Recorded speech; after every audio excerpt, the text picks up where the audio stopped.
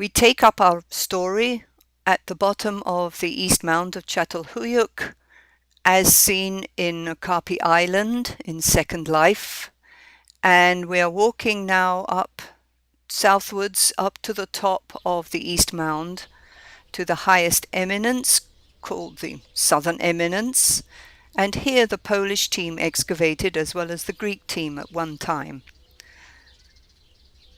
And at the top of the mound we have a look round and turn our attention to the southwest corner in a minute after this panorama. Now we turn our attention to the southwest corner of the East Mound, where we see a number of houses, Neolithic houses, reconstructed. This is the area that was originally excavated by James Mellart in the 1960s. And there were a number of dangerous holes that were still there when the new project started in 1993. And this sign that talking about the danger is for both animals and people in case they should fall down any of the deep holes.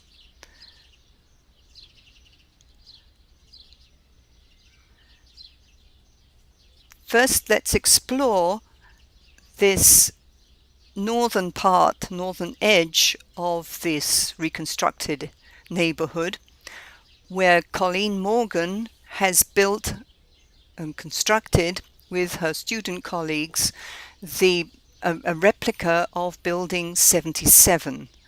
This was a house that was burned quite heavily, possibly deliberately, perhaps accidentally, and Colleen has built 4 stages, a model of 4 stages of how the fire might have started. And here we are in the interior of Building 77, a pretty classic interior with the ladder, the oven next to the ladder, some platforms over on the opposite side of the building from the ladder, and especially up here in the northern side. So this is, we'll see the sign describing this particular stage in the fire of Building 77.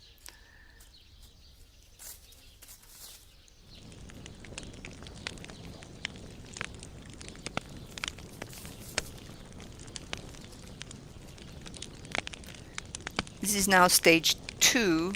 This is the second stage, and much of the oxygen in the room has been used up.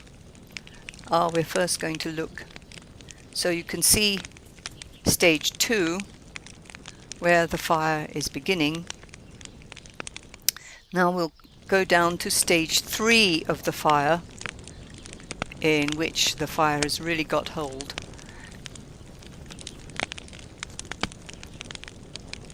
And at a critical point, the smoky fuel ignites spontaneously and transmits a large amount of energy downwards and sideways through the action of radiative emission, which causes a huge and very, very intensive fire. Here at stage 4,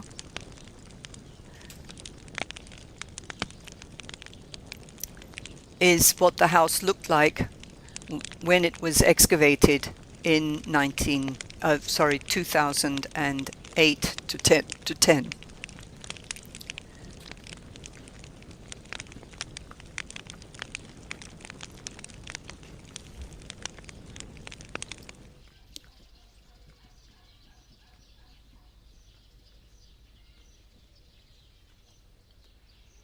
Here's some signage actually telling you about this project of reconstruction.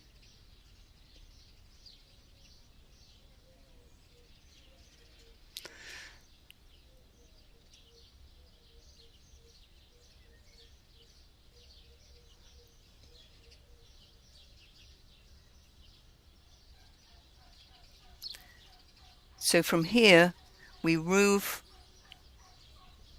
around the eastern side of this rebuilt or replicated neighborhood to enter it from its eastern side.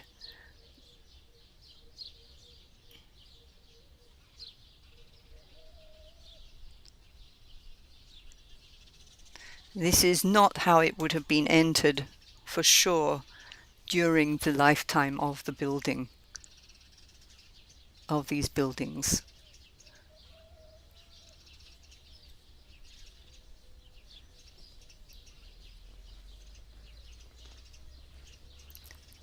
So walking across the roofs of these buildings, we can see some in reconstruction. A large number of these wooden struts are for the structures that were being constructed at the time when we had to abandon Okapi Island, and they were for the idea of lightweight roof structures on top of the roofs of the main mud brick houses. So here I have fallen into one of the buildings. I have climbed out via the ladder. I actually fell down the ladder, I think.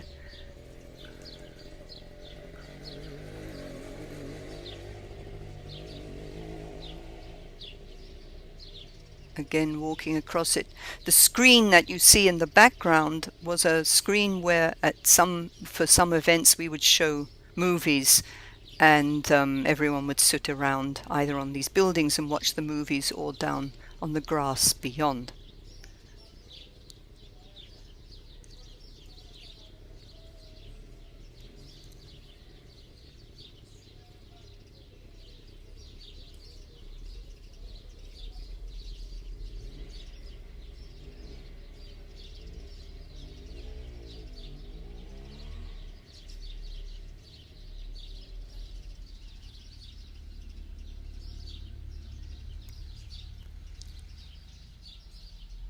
So we're now walking around on the western side, and you can see the marshy area that surrounds, or slightly marshy area that surrounds the Chashamba River that has to be crossed to get to the West Mound.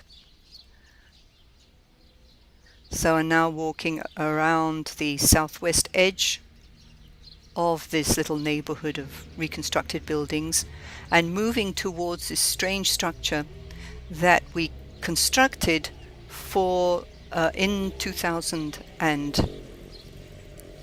the winter of 2010, for the tag session on films, archaeological filmmaking.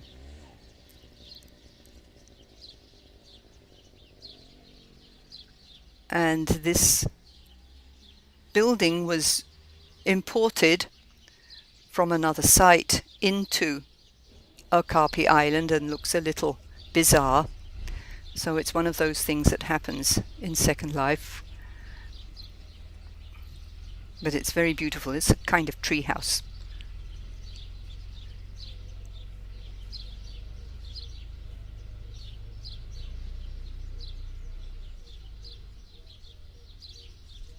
And here you see the viewing room and the projector all set up to show some of the films that were in the TAG Theoretical Archaeology Group competition of 3-minute movies.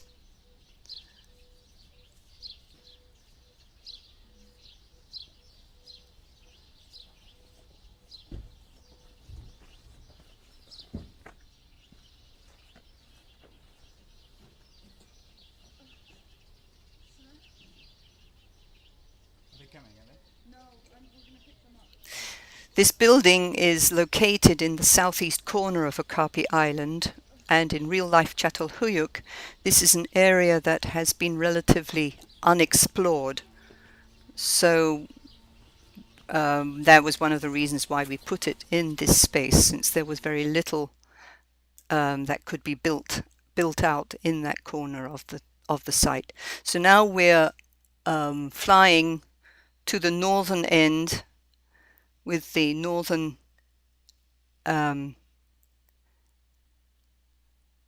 eminence on our right, and down here down towards the whole social hub of the Çatalhöyük research project, which was the again this building, the compound, and we're actually on the eastern side of that, looking at this really social area, which was a storage building on the right here, where we kept tools and also had enjoyed sometimes a bar. In bad weather we would come here, or if then to escape the sunshine. So this was a kind of has been built out as an amusement center, modeled on the real thing. So here we've just come to the dancing area, where we'd have a bonfire and dances and other kinds of parties on Thursday night, and we set up this dancing that you can dance in various styles. You can see them on the mat.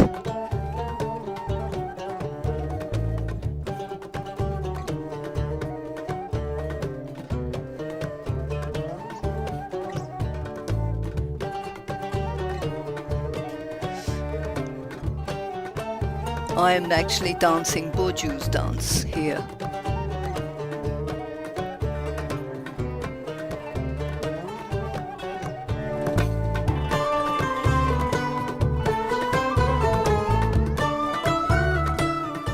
If you don't want to dance, you can sit by the bonfire and chat with your friends.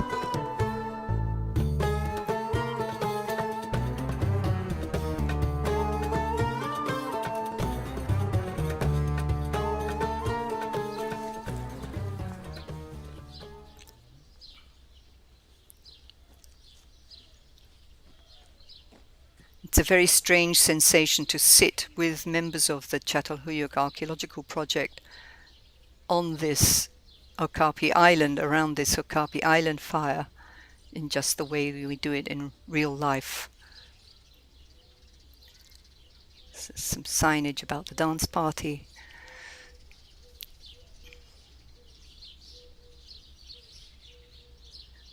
So now we're going to leave Okapi Island by the way that we came in originally in the first movie. We have the replica house on our right that we never really finished in this model, although the replica house itself at Çatalhöyük is definitely finished.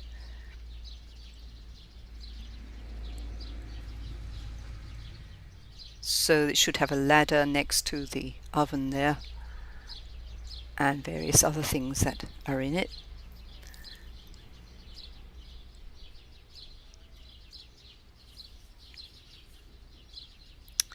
Past the Çatalhöyük clothing box, where you can get some clothes, into the actual little cafe that the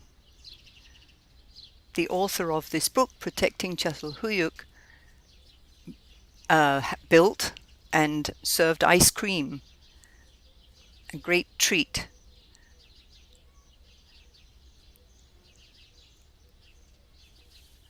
So now moving off to the north with the compound on our right,